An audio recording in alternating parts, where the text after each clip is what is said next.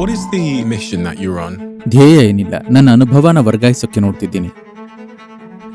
ಎಲ್ಲ ಜೀವಿಗಳಿಗೂ ಇರೋ ಗುರಿ ಒಂದೇ. ಈ ಜೀವ ಪಕ್ವವಾಗೋಕೆ ನೋಡ್ತಿದೆ. ಪ್ರತಿ ಜೀವಕ್ಕೂ ಇರೋ ಏಕೈಕ ಗುರಿ ಇದೆ. 2023 ಬೆಳಗಿಸೋಣ.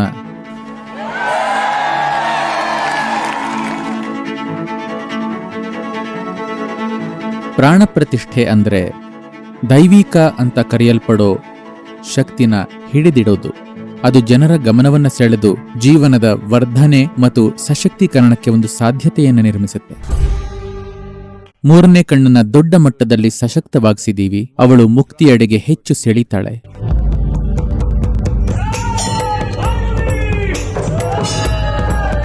I feel blessed to be here on the holy occasion of Mahashivaratri in the presence of Adi Yogi. ಇದು ಸ್ವರ್ಗಕ್ಕೆ ಹೋಗೋ ನಂಬಿಕೆ ಅಲ್ಲ, ಇದು ಸಮಾಧಾನ ಹುಡುಕೋದರ ಬಗ್ಗೆ ಅಲ್ಲ, ಇದು ಪ್ರತಿಯೊಬ್ಬರೂ ಪ್ರಾಮಾಣಿಕ ಸಾಧಕನಾಗಲು ಬದ್ಧರಾಗೋ ದಿನ. ಆಟ ಕೇವಲ ಆಟದ ಮೈದಾನವಷ್ಟೇ ಅಲ್ಲ, ಜೀವನದ ಎಲ್ಲ ಅಂಶಗಳಲ್ಲೂ ವಿನೋದಶೀಲತೆ ಬರಬೇಕು. ಇದನ್ನು ಸಾಕಾರಗೊಳಿಸೋಣ. ವಿನೋದಶೀಲ ಭಾರತನ ನಿರ್ಮಿಸೋಣ. ಏನಂತೀರಾ?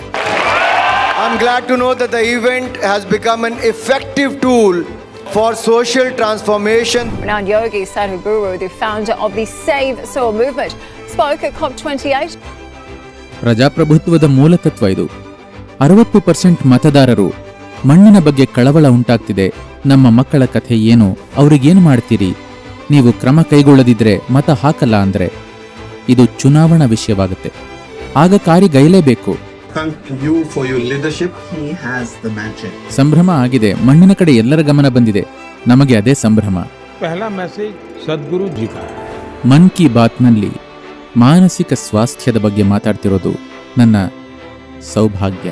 ಶಾಂತಿ ಭರಿತ, ಸಂತಸ ಭರಿತ, ಆನಂದ ಭರಿತ ಕೆಮಿಸ್ಟ್ರಿಯನ್ನ ಪ್ರತಿಯೊಬ್ಬರ ಜೀವನದಲ್ಲೂ ಮತ್ತು ಇಡೀ ಮಾನವತೆಗೂ ತರಬೇಕಾಗಿದೆ.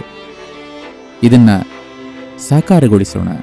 सामान्य तौर पर सद्गुरु जी ऐसे ही बेहतरीन तरीके से अपनी बातों को सामने रखने के लिए जाने जाते हैं. And we're doing a large meditation session, is that right? ದೊಡ್ಡ ಪ್ರಮಾಣ ಅಲ್ಲ, 12,000 ಜನರು. Not large.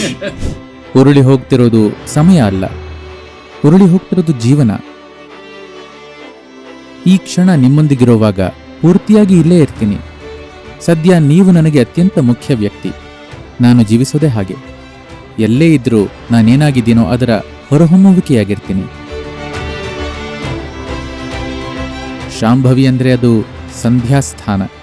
ದೇಹದಲ್ಲಿ ನೆಲೆಯೂರಿದ್ರೂ ಭೌತಿಕ ಸ್ವರೂಪನ ಮೀರಿದ ಆಯಾಮವನ್ನು ಸ್ಪರ್ಶಿಸೋದು.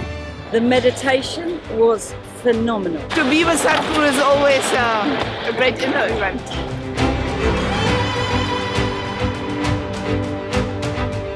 ನನ್ನ ಉದ್ದೇಶ ಇಡೀ ಜಗತ್ತಿಗೆ ದೀಕ್ಷೆ ಕೊಡೋದಲ್ಲ. ನೀವು ಪ್ರತಿಯೊಬ್ಬರು ನಿಮ್ಮ ಸುತ್ತಲಿನ 10 ಜನರನ್ನಾದರೂ ರೂಪಾಂತರಿಸಿ ಅಂತ ಭಾವಿಸ್ತೀನಿ. ಕಲಿಸೋದ್ರಿಂದಲ್ಲ, ಕೇವಲ ನೀವು ಇರೋ ರೀತಿಯಿಂದ. ಗುರು ಒಬ್ಬ ಶಿಕ್ಷಕನಲ್ಲ, ಮಾರ್ಗದರ್ಶಕ ಅಥವಾ ಫಿಲಾಸಫರ್ ಅಲ್ಲ, ಸ್ನೇಹಿತನೂ ಅಲ್ಲ. ಗುರು ಇರೋದು ಬೆಳಕು ಹರಿಸೋಕೆ. ಆ ದಿನಕ್ಕೆ ಇಂದು 40 ವರ್ಷಗಳಾದವು. ನಾವು ಮತ್ತೊಮ್ಮೆ ಹೊಸ ರೂಪದಲ್ಲಿ ಇನ್ನರ್ ಇಂಜಿನಿಯರಿಂಗ್ ಆನ್ಲೈನ್ಗೆ ಮರುಚಾಲನೆ ನೀಡುತ್ತಿದ್ದೀವಿ. ನಿಮ್ಮ ಜೀವನವನ್ನ ರೂಪಾಂತರಿಸಿಕೊಳ್ಳಲು 7 ಮೆಟ್ಟಿಲುಗಳು. ಇದನ್ನು ಸಾಕಾರಗೊಳಿಸೋಣ.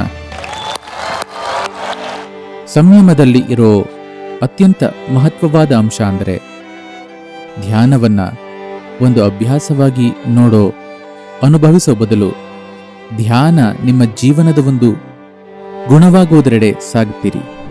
ನನ್ನ ಜೀವನದ ಸತ್ಯ ಏನು ಅಂತ ತಿಳಿದುಕೊಳ್ಳೋ ಹಾತೊರೆತ ಜಗತ್ತಿನಾದ್ಯಂತ ಯುವಜನರಲ್ಲಿ ಅನೇಕ ಪಟ್ಟು ಹೆಚ್ಚಾಗಿದೆ. ಆಧ್ಯಾತ್ಮಿಕ ಪ್ರಯತ್ನನ ಹಿಂದೆಂದೂ ಈ ಮಟ್ಟದಲ್ಲಿ ಮಾಡಿರಲಿಲ್ಲ. ಗುರುವಿನ ಮಡಿಲಲ್ಲಿರೋದು ಅಂದ್ರೆ ಕಳೆಭರಿತರಾಗೋಕ್ಕೆ ನಿಮ್ಮನ್ನ ದಹಿಸೋದು. ನಿಮ್ಮ ಹಂಬಲಿಕೆ ವಿಲೀನವಾಗುವುದಾದರೆ ನೀವೇನನ್ನೂ ಹೇಳಬೇಕಾಗಿಲ್ಲ, ಸುಮ್ಮನೆ ಕೂತ್ಕೊಳ್ಳಿ. ಇವತ್ತು ಬುದ್ಧ ಪೂರ್ಣಿಮೆ. ನೀವು ನಿಮ್ಮ ಬುದ್ಧಿಯನ್ನ ಮೀರಿ ಮೇಲೇರದಿದ್ರೆ ಮಾನಸಿಕ ಕಾಯಿಲೆ ಒಂದು ಸ್ವಾಭಾವಿಕ ಪರಿಣಾಮವಾಗುತ್ತೆ. ಸದ್ಗುರುಗಳು 2024ರಲ್ಲಿ ಕಾನ್ಷಿಯಸ್ ಪ್ಲಾನೆಟ್ ಅಭಿಯಾನಕ್ಕೆ ಚಾಲನೆ ಕೊಡೋ ಮೊದಲು ನಾನು ನನ್ನ ಬುದ್ಧಿಯಿಂದ ಸ್ವಲ್ಪನಾದರೂ ಮೇಲೇರಬೇಕು. ಜಗತ್ತಿನಲ್ಲಿ ನಾವು ಅತ್ಯಂತ ಮುಖ್ಯವಾಗಿ ನಿರ್ಮಿಸಬೇಕಾಗಿರೋದು ಅದ್ಭುತ ಮನುಷ್ಯರನ್ನ. ಯೋಗಿಯಾಗಿರೋದು ಅಂದ್ರೆ ನೀವು ದೇವಸ್ಥಾನದಂತಾಗೋದು. ದೇವಸ್ಥಾನ ಏನು ಮಾಡ್ತಿರೋಲ್ಲ, ಆದರೆ ಅದೊಂದು ರೀತಿ ಶಕ್ತಿನ ಹೊರಸೂಸುತ್ತೆ. ಇದಾಗಬೇಕು. ಆಗ ಮಾತ್ರ ಒಂದು ಚೇತನವಾಗಿರೋದು ಅಂದ್ರೇನು ಅಂತ ತಿಳ್ಕೊತೀರಿ. ಮೂಲಭೂತವಾಗಿ ನೀವು ಜೀವನನ ನರಳುತ್ತಿಲ್ಲ, ನೀವು ನರಳುತ್ತಿರೋದು ಬಹುಮುಖ್ಯ ಸಾಮರ್ಥ್ಯಗಳನ್ನ. ಸ್ಪಷ್ಟವಾದ ನೆನಪು ಮತ್ತು ಅದ್ಭುತವಾದ ಕಲ್ಪನೆಯನ್ನ. ಪ್ರತಿದಿನ ಲಕ್ಷಾಂತರ ಜನರಿಗೆ ತಮ್ಮ ಕಣ್ಣುಗಳನ್ನು ಮುಚ್ಚಿದರೆ ಭಾವೋತ್ಕರ್ಷದ ಕಣ್ಣೀರು ಹರಿಯುತ್ತೆ. ನನ್ನ ಸಾಧನೆ ಇದೆ, ಉಳಿದದ್ದೆಲ್ಲ circus. We are about to celebrate 5,000 years of yoga's history. Sadhguruji is here because he can share with us his wisdom. Sadhguru, we welcome you to UNESCO. ಯೋಗದ ಮಹತ್ವ ಏನು ಅಂದರೆ ನಿಮ್ಮ ವ್ಯಕ್ತಿತ್ವದ ಮಿತಿಗಳನ್ನು ಪರಿಶೋಧಿಸೋದು. ಕಳವಳದ ವಿಷಯ ಅಂತ ಸರ್ಕಾರಕ್ಕೆ ಅರ್ಥವಾದರೆ ಸರಿಯಾದ ಕಾರ್ಯನೀತಿ ತರ್ತಾರೆ. ಪ್ರತಿದಿನ ಮಣ್ಣಿನ ಬಗ್ಗೆ ಮಾತಾಡಿ, ಕೊನೆ ಪಕ್ಷ ಫೋನಲ್ಲಿ ಮಣ್ಣು ಉಳಿಸಿ ಎಂದು ಮಾತು ಮುಗಿಸಿ. Viral videos essentially of our ISRO scientists before Chandrayaan 3's launch visiting temple. ಯಾಕೆ ಹೋಗಬಾರ್ದು? This is science. Why are you mixing faith in it? ಕೆಲವು ಸಾಧ್ಯತೆಗಳನ್ನ ತೆರೆಯೋಕೆ ದೇವಸ್ಥಾನ ಒಂದು ಸಾಧನ. ಚಂದ್ರಯಾನವನ್ನ ಯಶಸ್ವಿಯಾಗಿಸುವಂತ ದೇವರನ್ನ ಕೇಳ್ತಿಲ್ಲ. ವಿಜ್ಞಾನಿಗಳು ಈ ಬೃಹತ್ತಾದ ಕಾರ್ಯ ಮಾಡೋಕೆ ತನ್ನನ್ನ ಅಪ್ಗ್ರೇಡ್ ಮಾಡ್ಕೊಳ್ಳೋದು ಹೇಗೆ ಅಂತ ನೋಡ್ತಿದ್ದಾರೆ. ಮುಂದಿನ 35-40 ವರ್ಷಗಳಲ್ಲಿ 70% ಜನರು ಮತಧರ್ಮನ ಹೊಂದಿರಲ್ಲ. ಆಗ ಎಲ್ಲರೂ ಕುಡಿತ ಅಥವಾ ಡ್ರಗ್ಸ್ನ ಮೊರೆ ಹೋಗ್ತಾರೆ ಅಥವಾ ಧ್ಯಾನಿಗಳಾಗ್ತಾರೆ. ಅವರು ಡ್ರಗ್ಸ್ ಸೇವಿಸಿ ಹಾಳಾಗೋ ಬದಲು ಅಂತರ್ಮುಖರಾಗೋ ಹಾಗೆ ಮಾಡೋದು ನಮ್ಮ ಜವಾಬ್ದಾರಿ. ನನ್ನ ಹತ್ರ ಹೃದಯದ ಆಳ ಅಂತೆಲ್ಲ ಇಲ್ಲ. ನನ್ನ ಹೃದಯನ ಲಕ್ಷ ಚೂರು ಮಾಡಿ ಜಗತ್ತಿನಲ್ಲಿ ಎಸ್ತಿದ್ದೀನಿ. ನಾನು ಜೀವಿಸೋದು ನನ್ನ ಮೌಲ್ಯಗಳಿಂದಲ್ಲ, ನನ್ನ ನೈತಿಕತೆಗಳಿಂದಲ್ಲ, ಎಲ್ಲಿಂದಲೋ ಬಂದ ದೈವಾಜ್ಞೆಯಿಂದಲ್ಲ. ನಾನು ಜೀವಿಸೋದು ನನ್ನ ಮಾನವೀಯತೆಯಿಂದ.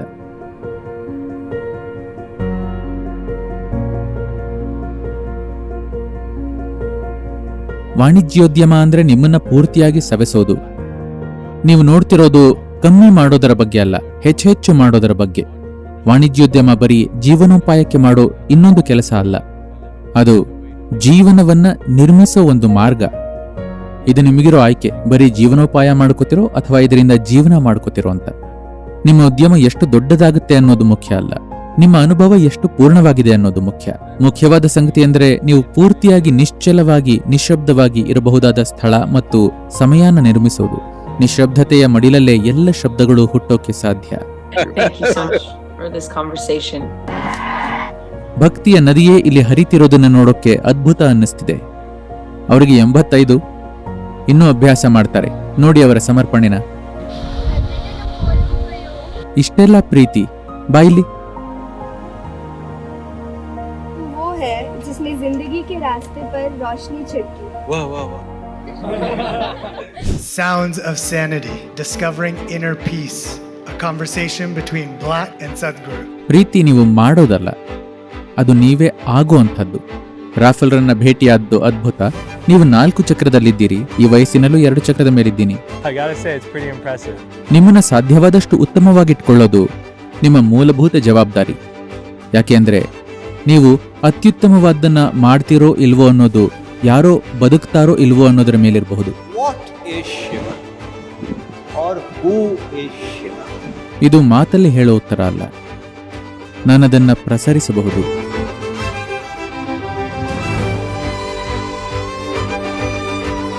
ಭಾರತಕ್ಕೆ ಹೋರಾಟದ ಕಿಚ್ಚು ಬೇಕಿಲ್ಲ, ಅದು ಜೀವನದ ಕಿಚ್ಚಾಗಬೇಕು. ನಾಗಪಂಚಮಿ ಕಾರ್ಯಕ್ರಮಕ್ಕೆ ಸ್ವಾಗತ. ನೀವೆಷ್ಟು ಗಹನವಾಗಿ ಗ್ರಹಿಸ್ತೀರಿ ಅನ್ನೋದು ಎಷ್ಟು ಯಶಸ್ವಿಯಾಗ್ತೀರಿ ಅನ್ನೋದನ್ನು ನಿರ್ಧರಿಸುತ್ತೆ. ಮಣ್ಣು ಉಳಿಸಿ ಈ ಜೀವ ಪರಿಪಕ್ವವಾಗೋಕೆ ನೋಡ್ತಿದೆ. ಎಲ್ಲ ಜೀವಗಳ ಏಕೈಕ ಗುರಿ ಇದೆ.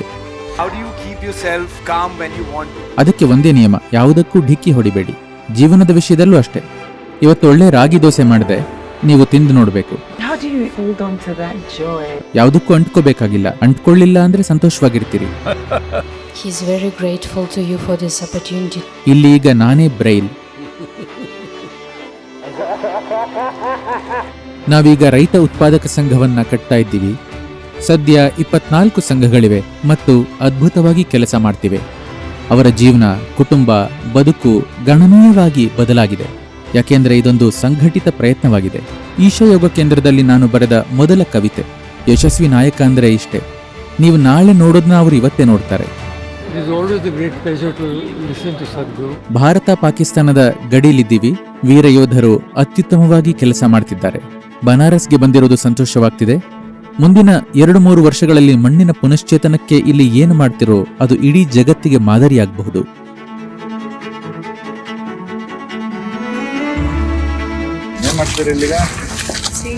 ಬರೀ ನನ್ನ ನೋಡ್ಬೇಡಿ, ಜೊತೆ ನಿಂತು ಏನಾದ್ರೂ ಮಾಡಿ.